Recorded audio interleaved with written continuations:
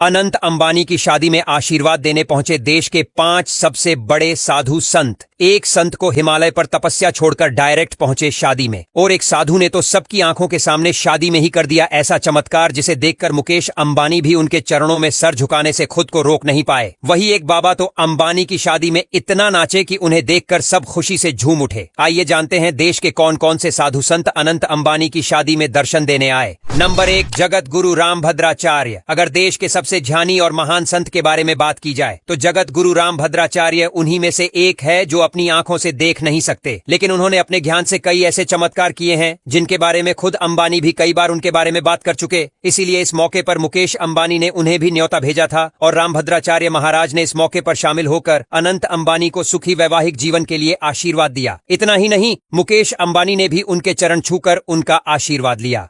Number 2, बाबा बागेश्वर। राजा बाबा बागेश्वर अपने चमत्कारों के लिए देश भर में जाने जाते हैं, इसलिए पूरे देश में उनके करोड़ों चाहने वाले हैं। इतना ही नहीं, बाबा बागेश्वर के चमत्कारों के बारे में अंबानी भी अच्छे से जानते हैं। इसीलिए मुकेश अंबानी ने अपने बेटे अनंत अंबानी की शादी में बाबा बागेश्वर को भी न्योता भेजा था। इसीलिए इस मौके पर बाबा बागेश्वर के भी दर्शन हुए। अनंत अंबानी की शादी में बाबा बागेश्वर खूब हंसी मजाक करते हुए दिखाई दिए और उन्होंने अनंत और राधिका को शादी की बधाई देते हुए अपना आशीर्वाद भी दिया। नंबर 3, बाबा रामदेव। योग गुरु बाबा रामदेव भी अनंत अंबानी की शादी में शामिल हुए थे, लेकिन इस मौके पर रामदेव बाबा कुछ ऐसा करेंगे ऐसा किसी ने नहीं सोचा था। दरअसल बाबा रामदेव जब अनंत अंबानी से मिले तो वे काफी खुश हुए और उन्होंने अनंत अंबानी का हाथ पकड़कर जमकर डांस किया। बाबा रामदेव के डांस को देखकर अनंत अंबानी भी अपने आप को नाचने से रोक नहीं पाए और वे भी बाबा रामदेव के साथ नाचते हुए देखे गए। बाबा रामदेव और अनंत अंबानी के डांस का वीडियो अब सोशल मीडिया पर जमकर वायरल हो रहा है और लोग खूब एंजॉय कर रहे हैं।